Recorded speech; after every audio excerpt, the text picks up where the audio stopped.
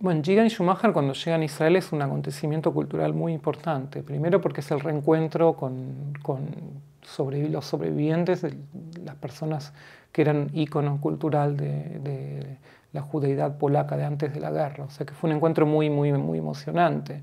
Se llenó el teatro varias veces sin haber lugar.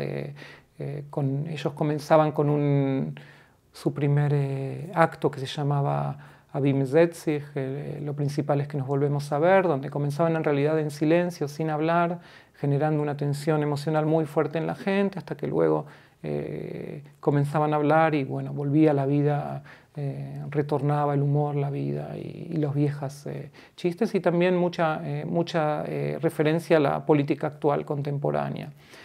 Lo que los convirtió en actores de mucha relevancia también a nivel de sátira política en Israel, cuando en realidad en el teatro hebreo no había tanta sátira política.